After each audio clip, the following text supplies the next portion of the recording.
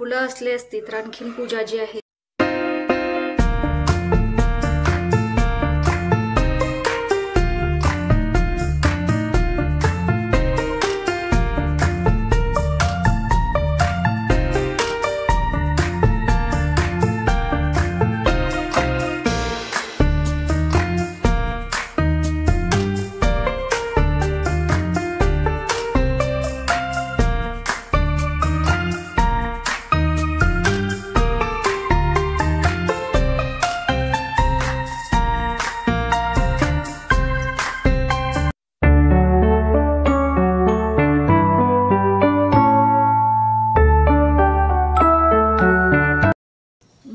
पाऊस यायला लागलेला आहे। मस्त अशी नारळाची झाडं जी आहेत ती आलेली आहेत। पाऊस येत असल्यामुळे बघू शकता वातावरण अगदी मस्त।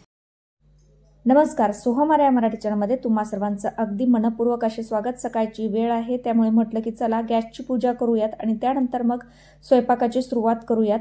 तर बघा, देवपूजा करण्याच्या आधी गॅसची जी पूजा आहे ती करणार आहे। मी नेहमी लहानपणापासून पाहत आलेली आहे की माझी जी काकू आहे ना ती आधी चुलीची वगैरे पूजा करायची आणि त्यानंतर स्वयंपाकाला सुरुवात करायची। चुलीला पुत्र वगैरे दिलं जायचं, त्यानंतर आंघोळ वगैरे करून देवाची जी पूजा आहे ती आजी करायची आणि बघ स्वयंपाक वगैरे असेल किंवा चुलीची पूजा, पोत्र वगैरे चुलीला द्यायचं असेल हे सगळं काम माझी काकू करायची। ही मी लहानपणापासून सुट्टीच्या वेळेस गावाकडे गेलेली असताना पाहत होते। तर आपण ज्यावेळेस आपल्या मोठ्यांचं पाहतो बघा त्यावेळेस आपल्याला ह्या सवयी ज्या आहेत त्या हळूहळू लागायला लागतात। काय असायचं, सकाळी सकाळी बाहेरचं झाडून वगैरे काढणं, कचरा वगैरे टाकून येणं, त्यानंतर दारामध्ये सडा रांगोळी काढणं, आंघोळ वगैरे केल्यानंतर त्यानंतर बघा चुलीची पूजा वगैरे करणं, त्यानंतर पहिला ज्यावेळेस स्वयंपाक करत असताना छोटीशी पोळी वगैरे बनवायची आणि तो पहिला घास हा चुलीला अर्पण केला जायचा आणि त्यानंतर मग स्वयंपाकाला सुरुवात करायची। अशा पद्धतीनं मी नेहमीच त्यांना पाहत आलेली आहे। तर बघा, आपण जर आपल्या जीवनामध्ये अशा पद्धतीचा बदल करायला लागलो तर एक सकारात्मक ऊर्जा आपल्यामध्ये नक्कीच येईल आणि एक स्वयंपाक वगैरे सकाळी सकाळी लवकर उरकला जायचा, त्यानंतर शेताला वगैरे जायचं राहायचं। तर बघा, पूजा जी आहे ती केल्यानंतर आपल्याला एक छानपैकी एनर्जी भेटते आणि आपण आपल्या दिवसाची सुरुवात सुंदर अशी करू शकू।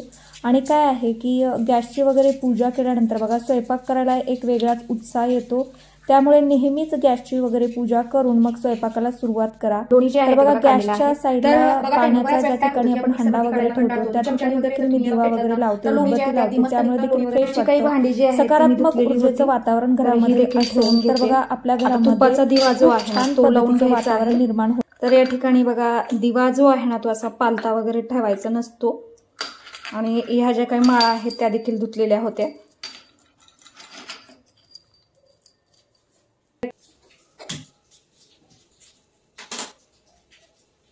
धुवून घेतलीस। या ठिकाणी तूप ठेवलेलं आहे आणि या ठिकाणी दूध ठेवलेलं आहे। बघा, दूधचे दिवा लावलेला आहे।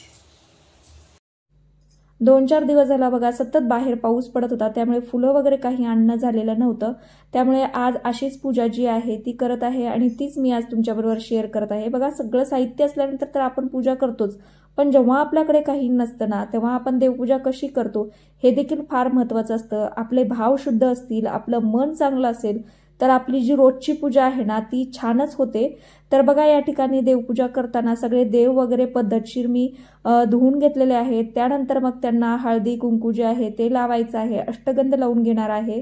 तर बघा, पूजा जी आहे ती केल्यानंतर मनाला एक वेगळीच प्रसन्नता असते। फुलं असल्यानंतर तर पूजा जी आहे ती आपली चांगली होणारच, यात काही वादच नाही, पण ज्यावेळेस आपल्याकडे काहीही नसतं त्यावेळेस आपण देवपूजा कशी करतो हे देखील तितकंच महत्त्वाचं असतं ना।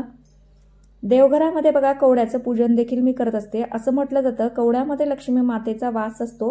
तर सगळ्या देवांना बघा कुंकू वगैरे लावून घ्यायचं आहे। छोट्या छोट्या वाट्या ज्या आहेत ना त्या मी बनवलेल्या आहेत, याच्यापेक्षा देखील छोट्या वाट्या माझ्याकडे आहेत। तर बघा, त्याच्यामध्ये मी कुंकू, हळद हे जे आहे ते सेपरेटली असं भिजवून वगैरे मग ते छान असं देवाला लावते। याच्यामुळे कुंकू जे आहे ते चांगल्या पद्धतीने लागलं जातं, नाहीतर बघा कोरडं कुंकू असेल ना तर ते व्यवस्थित लागलं जात नाही, त्यामुळे छोट्या छोट्या अशा वाट्या ज्या आहेत ना त्या मी बनवलेल्या आहेत। तर विभूती वगैरे जी आहे ना ती देखील मी सगळ्या देवांना लावून घेते आज देवघर जे आहे ते बघा अगदी डीप असं क्लीन केलेलं होतं.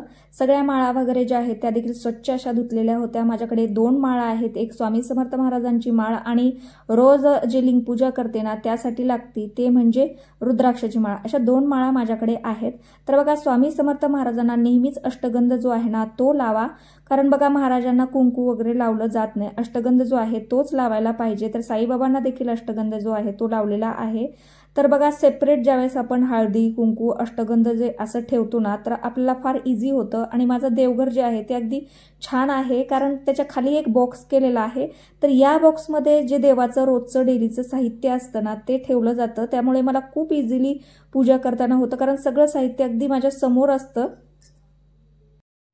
हे जे देवघर आहे ते लाकडी देवघर आहे. आणि बघा ज्यावेळेस मी पहिल्यांदा या देवघराला पाहिलेलं होतं ना त्यावेळेस मला हे देवघर फार आवडलेलं होतं.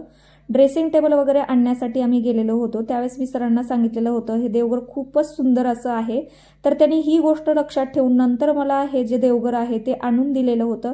खूप मस्त असा हा बॉक्स आहे, याच्यामध्ये सगळं डेलीचं जे पूजेचं साहित्य आहे ना ते ठेवलं जातं.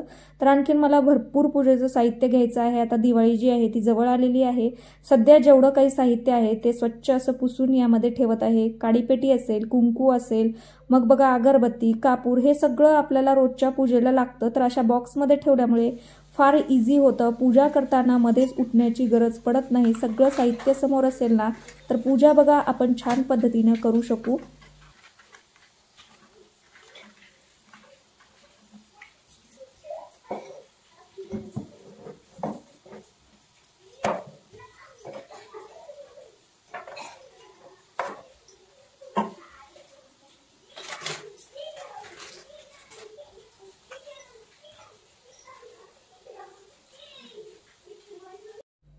बघा मंदिरला ज्यावेळेस आपण जात असतो त्यावेळेस देखील आपल्याला पूजेचं साहित्य भरपूर लागतं. तेलाच्या वाती लागतात, कापूर लागतो. तर यासाठी मी छोट्या डब्या बनवलेल्या आहे, त्याच्यामध्ये तेलाच्या वाती वगैरे घेऊन गेलं ना सोपं पडतं. तर सगळं साहित्य असं आपण पद्धतशीर जर ठेवलं ना तर आपल्याला इझिली भेटतं. तर जे काही वाती आहेत, कापूर असेल, आणि या ठिकाणी बघा धूप जे आहे ते मी या ठिकाणी लावते. त्यानंतर कापूर वगैरे लावते. त्याच्यामध्ये थोडीशी लवंग, विलायची, दालचिनी, तमालपत्र जे आहे ना ते टाकून त्याची धूप जी आहे ती देखील लावते. आणि त्यानंतर मग सगळ्या घरात ज्यावेळेस आपण फिरवतो त्यावेळेस बघा एक सकारात्मक ऊर्जा आपल्या घरामध्ये येतं. आपल्या घरामध्ये नेहमीच पॉझिटिव्ह एनर्जी राहते. त्यामुळे बघा घर जे आहे ते पद्धतशीर आपल्याला ठेवायचं असेल, छान आपल्याला असं एक वेगळीच एनर्जी उत्पन्न करायची असेल तर देवपूजा जी आहे ती एक फार महत्त्वाचा आपल्या आयुष्यामधला भाग आहे. ताजं जे तूप आहे ते बनवलेलं होतं. म्हटलं चला ताज्या तुपाचा जो दिवा आहे तो आईला लावूयात. आणि काय आहे की आता नवरात्र चालू आहे त्यामुळे आपण देवीची जेवढी सेवा करू ना तेवढं बघा छान असतं. आणि बघा आता वेगवेगळ्या पद्धतीचे पाठ जे आहेत ते देखील नवरात्रीमध्ये केले जातात. तर या ठिकाणी तुपाचा किंवा तेलाचा जो दिवा आहे तो तुम्ही तुमच्या देवघरात नक्कीच लावू शकता. तिळाच्या तेलाचा जो दिवा आहे तो देखील लावल्यानंतर चांगलाच असतो. तर बघा तुम्ही तुमच्या चौकटीला मेन जो डोर आहे त्या ठिकाणी देखील दिवा लावून ठेवू शकता. त्याच्यामध्ये 1-2 लवंग टाकल्या ना तरी देखील चालतात. तर बघा ज्या आपण छोट्या छोट्या गोष्टींनी आपल्या घरामध्ये पॉझिटिव्ह एनर्जी जर येत असेल ना तर निश्चितच अशा गोष्टी आपल्या जीवनामध्ये आपण नक्कीच स्वीकारल्या पाहिजेत.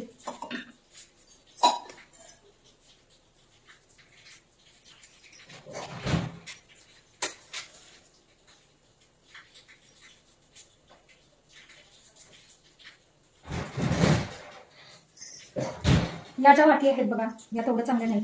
हातावरती थोडं आपण परत वळावं लागतं. आपल्या कापसाच्या वाट्यावर असतं पण आता चला आता मजा असते.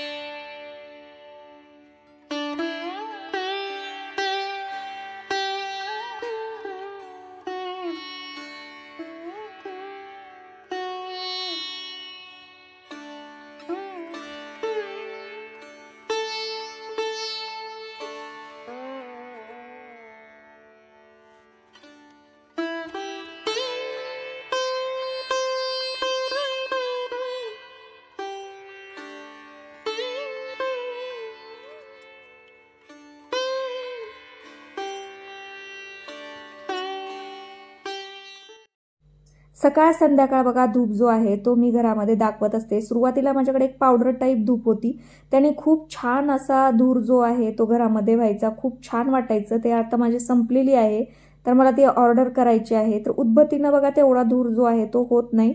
आणि आता मला या ठिकाणी नैवेद्य जो आहे तो बनवायचा आहे. आज नैवेद्यामध्ये गोडाचा जो शिरा आहे तो बनवत आहे. तर शिऱ्यामध्ये थोडंसं दूध टाकल्यामुळे शिऱ्याला खूप मस्त अशी चव लागते. तर दूध टाकून शिरा जो आहे तो मी आज बनवणार आहे. आणि हे जे सगळं साहित्य आहे ते मी आधीच काढून ठेवलेलं होतं, सकाळीच रवा वगैरे काढलेला होता. तर आता याला डब्यामध्ये देखील भरून ठेवायचं आहे. थोडं थोडं करून तूप जे आहे ते टाकायचं आहे आणि त्यानंतर रवा जो आहे तो छान असा गुलाबी रंग येईपर्यंत भाजून घ्यायचा आहे. तर बघा हे जे तूप आहे ते थोडंसं मी टाकलेलं आहे कढईमध्ये.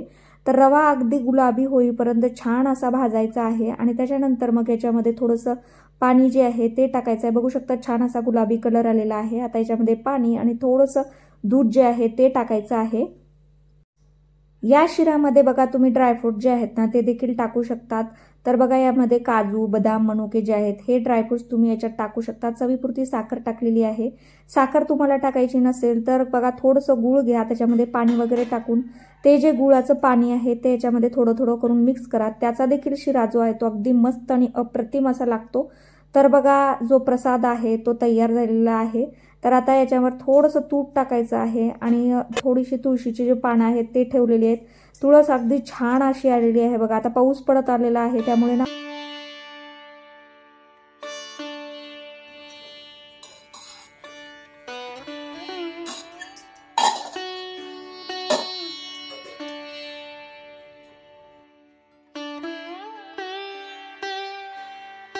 पाऊस पडत असल्यामुळे फुलं जे आहेत ते काही आणलेली नव्हती, त्यामुळं आज देवघरामध्ये फुलं जे आहेत ते घातलेली नाहीत. तर मस्त अशी जी आहे ती देवाची पूजा झालेली आहे. फुलं असले असती तर आणखीन पूजा जी आहे ती खूप छान वाटली असती. परंतु आपण घरामध्ये साधी जरी पूजा केलेली असेल तर आपलं घर जे आहे ते खूप छान वाटतं. या ज्या 2 माळा आहेत, एक आहे स्वामी समर्थांची, एक आहे रुद्राक्षाची माळ. तर या माळा देखील धुतलेल्या आहेत. आणि त्यानंतर हे जे टाळ आहे ते कधी कधी लागतं बघा, आपण पूजा भजन वगैरे म्हणत असतो, त्यामुळे हे इथेच अडकवलेलं आहे. तर नैवेद्यामध्ये बघा शिरा जो आहे तो बनवलेला होता. तर हा जो शिरा आहे तो प्रसादाच्या स्वरूपामध्ये मी सगळ्याला दिलेला होता.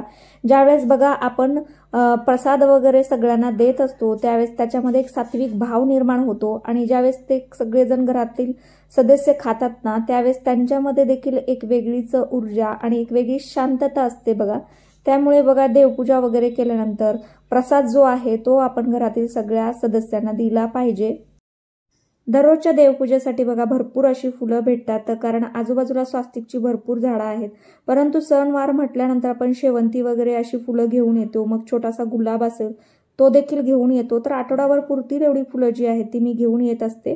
तर पाऊस असल्यामुळे सध्या काही जाणं होत नाही.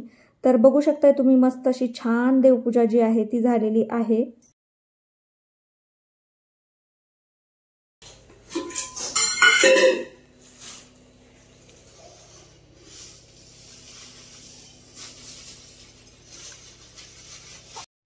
रवा, शेंगदाणे, साखर, पोहे जे आपल्याला डेली लागतात तर ते सगळे डबे मी स्वच्छ असे धुतलेले आहेत.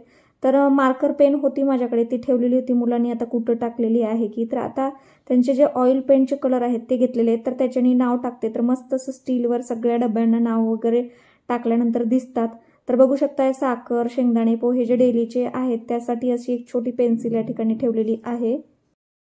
प्रत्येक डब्यावर असं नाव ठेवते, तर अशी पेन्सिल केलेली आहे इथे ठेवते कडेला, म्हणजे लक्षात येतं.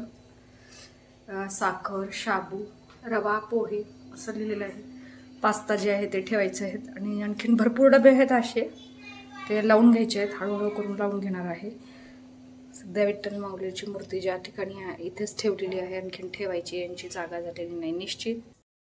दररोजच्या देवपूजेला बघा भरपूर अशी स्वास्तिकची फुलं भेटतात, पण 2-3 दिवस झालं पाऊस चालू असल्यामुळे फुलं काही भेटलेली नव्हती. सणवार म्हटल्यानंतर आपण स्वास्तिकच्या ऐवजी बघा शेवंती असेल, मोगरा असेल, छोटेसे गुलाब असतील ते घेऊनच येतो आणि आठवड्याभराच्या फुलं जे आहेत ते मी घेऊन येते, त्यामुळे पूजा करायला छान वाटतं. तर काहीही नसताना देवपूजा जी आहे ती कशा पद्धतीने केली पाहिजे, सगळं साहित्य असल्यानंतर तर आपण देवपूजा करतोच, पण जेव्हा आपल्याकडे काहीही नसतं तेव्हा आपण पूजा जी आहे ती कशा प्रकारे करतो हे आज मी तुमच्याबरोबर शेअर केलेला आहे. जर तुम्हाला व्हिडिओ आवडत असेल तर व्हिडिओला लाईक, शेअर, कमेंट जरूर करा. चला भेटू आणखीन एका नवीन व्हिडिओमध्ये. तोपर्यंत सर्वांना ओम नमः शिवाय.